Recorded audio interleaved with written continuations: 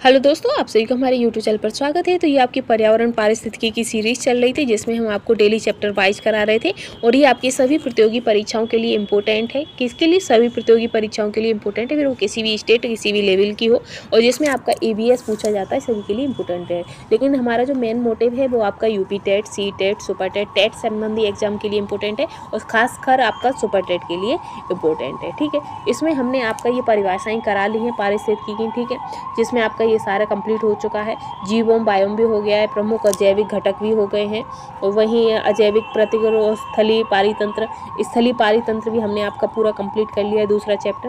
अब हमारा जो चल रहा था वो तृतीय चैप्टर चल रहा था, जिसमें हमने आपका क्या, जलीय जीव और झील पारितंत्र ये कंप्लीट हो गए। आज से हम आपको कराएंगे सुपोषण। सुपोषण में आपके सुपोषण के प्रभाव, सुपोषण की कमी और हानिकारक शैवाल प्रश्न, और ये आपके खतरनाक वाला, ये पूरा चैप्टर करा देंगे। फिर उसके बाद आपका आर्द्रभूमि पर चलेंगे। तो आज का हमारा टॉपिक क्या है? सुपोषण है। ठीक है, तो चलिए हम आज के सीधे और टॉपिक पर चलेंगे। तो सुपोषण से संबंधित पूरी हम थ्योरी वाइज देखेंगे। ठीक है, तो चलिए हम स्टार्ट करते हैं। रामसर समझौता वेटलैंड के संरक्षण और प्रबंधन के लिए एक अंतर्राष्ट्रीय संधि होती है, और यूनाइटेड किंगडम के 175 से अधिक रामसर स्थल इस सूची में शामिल है। साथ ही रामसर सूची में जो सबसे पहला जो स्थल शामिल किया गया था वो ऑस्ट्रेलिया का कोवर्ग प्रायद्वीप था। और भारत के जो सबसे पहले रामसर स्थल की बात करें तो वो आपकी चिल्का झील है। ठीक है, और भारत का जो सबसे बड़ा आर्द्र भूमि स्थल अगर बात करें तो सुंदरवन वेटलैंड है, जो कि पश्चिम बंगाल में है। और इसका जो क्षेत्रफल है वो आपका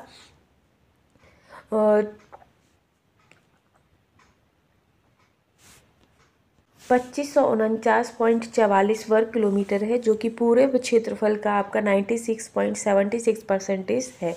भारत का सबसे छोटा आर्द्रभूमि स्थल आपका रेणुका वेटलैंड है, जो कि हिमाचल प्रदेश में स्थित है। और भारत का पहला कृत्रिम आर्द्रभूमि स्थल की बात करें तो वो आपका हरिकी बैराज है। कान्हा टाइगर रिजर्व में सबसे अधिक 161 आर्द्रभूमि है, जिनमें से अधिकांश 2.25 हेक्टेयर से कम आकार के हैं। भारत में सर्वाधिक राम स्थल आपके तमिलनाडु में है, कितने हैं? 14 हैं। और दूसरे नंबर पर हमारा उत्तर प्रदेश, जिसमें आपके 10 रामसर स्थल शामिल हैं। भारत के कुल 75 रामसर स्थल आपके जो हैं उनकी जो कुल एरिया में कितना, तो 13,25,677 हेक्टेयर में फैले हुए हैं। ठीक है, आगे हम बात करेंगे कि रामसर कन्वेंशन के अनुसार आर्द्रभूमि क्षेत्र ऐसे क्षेत्र हैं जहां मार्श पीटलैंड अथवा जल क्षेत्र हैं, जो प्राकृतिक अथवा कृत्रिम, स्थायी और अस्थायी हो सकते हैं।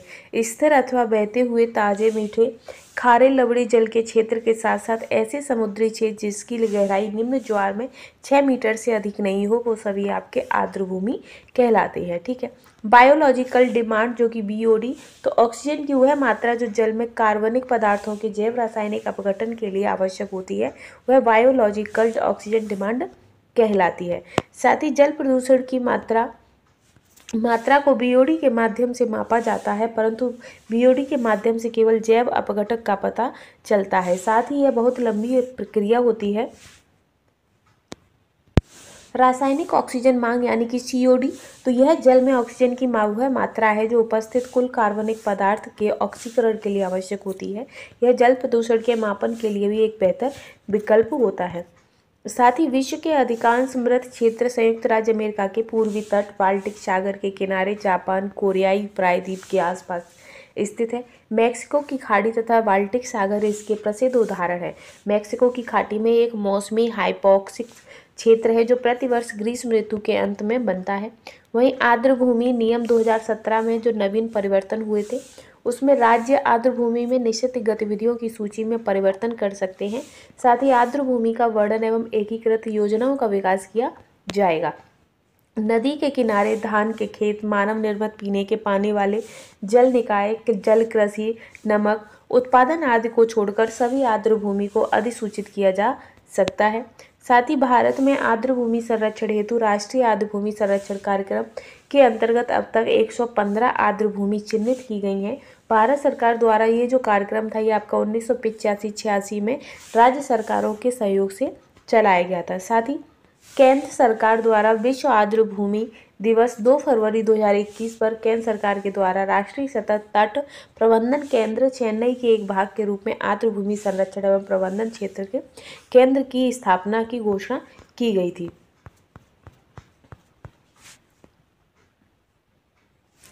साथ ही जलीय पारितंत्र के संरक्षण के लिए राष्ट्रीय योजना NPCA, तो जलीय पारितंत्र के संरक्षण के लिए राष्ट्रीय योजना आर्द्र भूमि एवं झीलों दोनों के लिए एक एकल संरक्षण कार्यक्रम था। वर्तमान में बात करें तो केंद्रीय वातावरण वन जलवायु परिवर्तन मंत्रालय द्वारा क्रियान्वित यह एक केंद्र प्रायोजन योजना है। इसी वर्ष 2015 में राष्ट्रीय झील संरक्षण योजना तथा राष्ट्रीय आर्द्र भूमि संरक्षण कार्यक्रम में विलय से तैयार किया गया था। NPCA प्रशासनिक कार्यों में बेहतर तालमेल को बढ़ावा देने एवं दोहराव से बचने का प्रयास करता है। और आर्द्र भूमि के प्रकार, तो आर्द्र भूमि ये आपके विभिन्न प्रजातियों के आवास, तलछट निष्पंदन, जल शोधन, प्रदूषण नियंत्रण, आपदा प्रबंधन, पोषक तत्वों का पुनः चक्रण, भूजल पुनर्भरण, कटाव को रोकता है।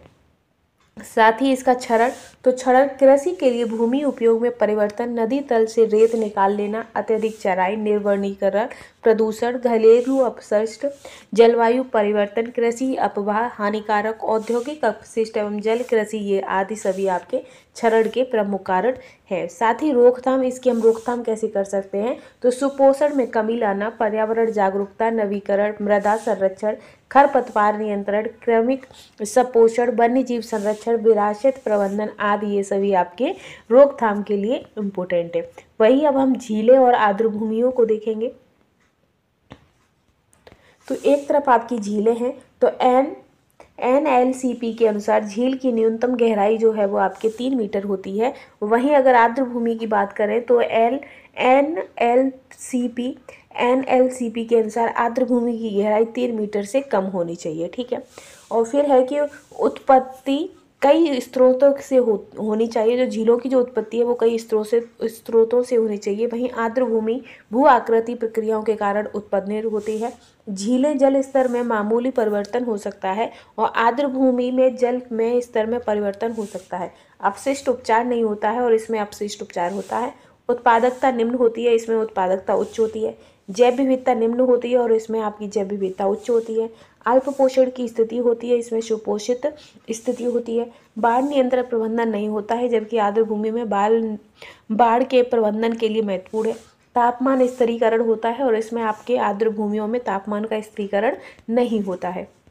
वहीं आर्द्र भूमि पहचान के लिए रामसर मापदंड क्या है, तो दुर्लभ या अद्वितीय आर्द्र भूमि क्षेत्र में शामिल किए जाते हैं। साथ ही प्रजातियों एवं पारिस्थितिकी समुदायों पर आधारित मानदंड आधारित किए जाते हैं। फिर है कि जल पक्षियों की संख्या पर आधारित विशिष्ट मानदंड 20,000 या अधिक पक्षी किसी आर्द्र भूमि पर निर्भर हो विशिष्ट प्रजाति की 1% संख्या वही पाई जाती है। साथ ही मछलियों पर आधारित विशिष्ट मापदंड भी निर्धारित किए गए हैं।